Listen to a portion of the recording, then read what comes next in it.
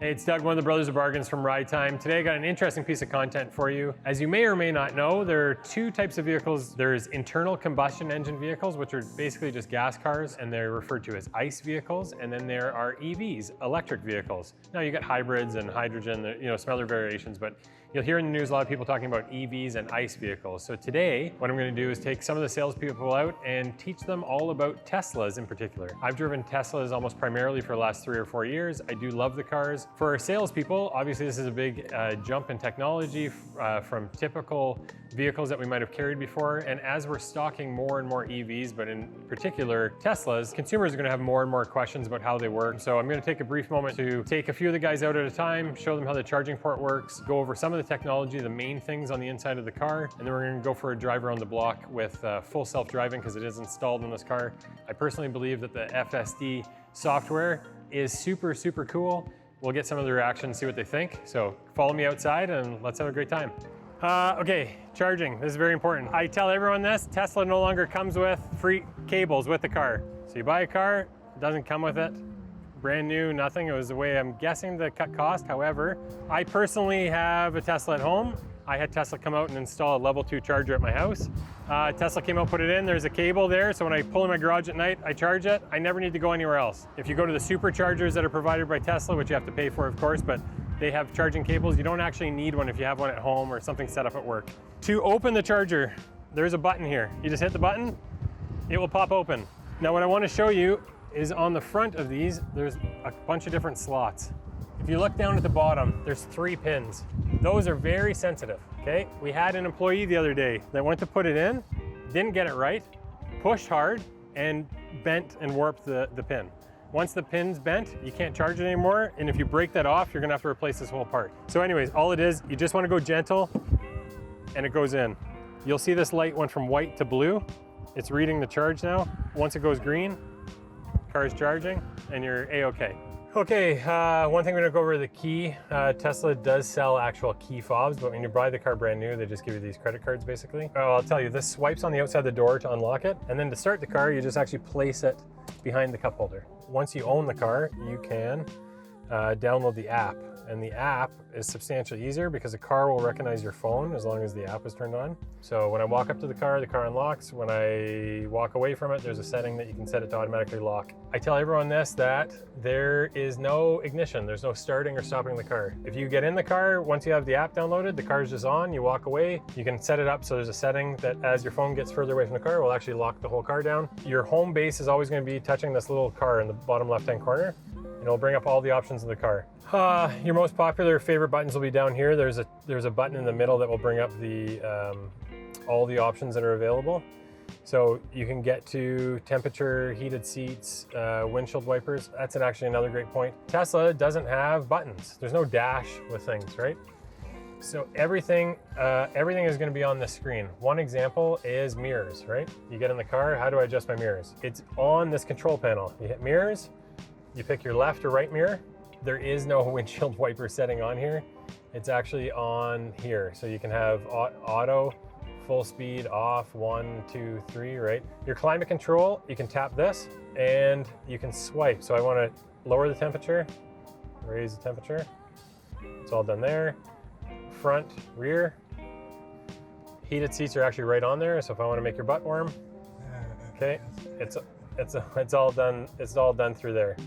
Okay, so there's a whole bunch of different games you can play. One thing people complain about is charging their car, right? So long trips, you're gonna charge your car. You're gonna be required to sit there sometimes for 30 minutes, an hour while you're charging. This is the arcade. This game in particular actually uses your steering wheel and your pedals. So you can sit here and play this video game. You wanna play solitaire, you can play solitaire. There's a fighting game that I'm addicted to, the Skyforce one.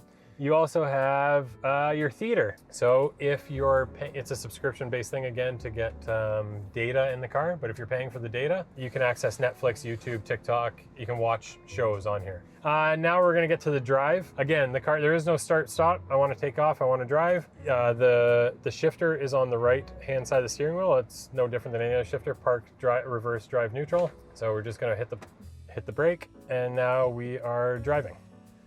I also advise anyone that is driving an EV for the first time, yeah, safety doesn't take a holiday. Let's buckle up. So there's power like no other in this car. You ready? Ooh, I felt that on my tummy. That was exciting.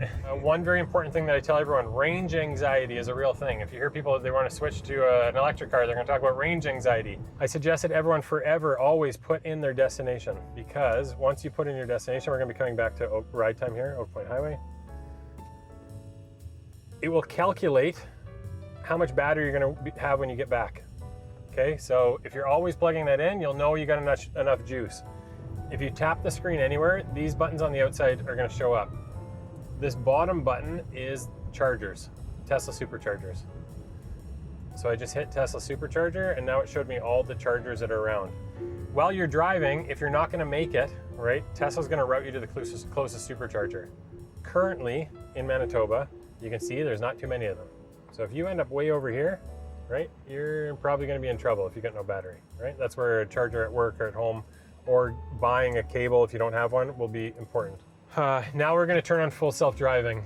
Oh, really? Yeah, and it will drive us back to the dealership. So I'm going to pull over here. Full self-driving is turned on by one single click to the right steering wheel stalk. And now you get this light. My kids set that up to the rainbow without, you know, that's a setting that it's like this rainbow setting, but normally I think it'd just be blue. The car is totally driving. This is forever watching me, okay? It's actually watching for my eye movements. If I start messing around with my phone, I'm gonna get a warning. If I try turning around and getting in the back seat, I'm gonna get a warning. It's called full self-driving supervised. So I'm supervising the car in full self-driving. It's not at the point yet where you can go to sleep. The car no longer has sensors, it only has cameras, so it's reading everything in real time. You'll see it's reading all the cars, so this guy's coming. That's why it slowed down? Yeah. So now I got a warning. Say apply slight force to the steering wheel. It just wants to make sure that you're still with it, right? The car's stopping on its own. As you can see, we just stopped at a stop sign. I haven't touched anything. I'm not driving. I'm not touching the gas. If I cut off full self-driving at any minute, okay? So an easy way to turn, I can grab the steering wheel and rip it out, right? So I just pulled it out.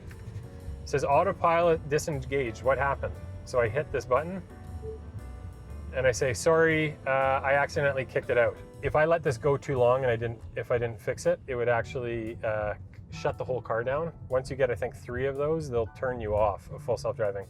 So this is a very busy road. This is one of the slowest parts about it because the car is going to be overly cautious trying to make the turn. Situations like this are very slow because it doesn't want to kill you. You can see right now that it is like a driver getting out.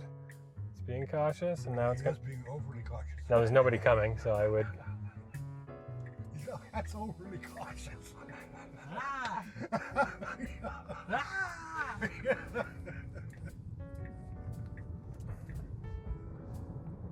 Now it does accelerate pretty good if cars are coming. It will change lanes, right? The only thing I didn't say, which gets me in a little bit of trouble, that kicks me out sometimes, the speed limit. So I believe what they talk about is it goes with the flow of traffic. So the car will, in certain situations, actually start speeding on you, right? There's one example close to where I live where it's quite a bit over, like in a school zone. So I know in that area I have to kick it off. Now, when you put your destination in, it doesn't, it won't pull you up to the front door or anything. And then the last thing I will show you when we get back to the store is the car will park by itself. Again, this is part of the full self-driving package. It's not with every car, but if you look, you're in a parking lot and you watch what's gonna happen here. These little gray boxes are gonna pop up, okay? I wanna park in this spot. Now let's go that spot. I stop the car, I hit start, and the car will always back it in. But it's reading the lines, and we'll park you right in the middle. Well, thank you so much for following along on this journey. As you can tell, there's lots to learn for all of us. You know, we take pride in providing transportation that you are comfortable with, that you love. So it's important that we keep learning and educating ourselves. Whether you want it to be the future or not, EVs are going to be the future of automotive. So if you have any questions, you can reach out to us on our website at ridetime.ca. Thanks for following along. Remember, it's Doug, one of your brothers of bargains from Ride Time.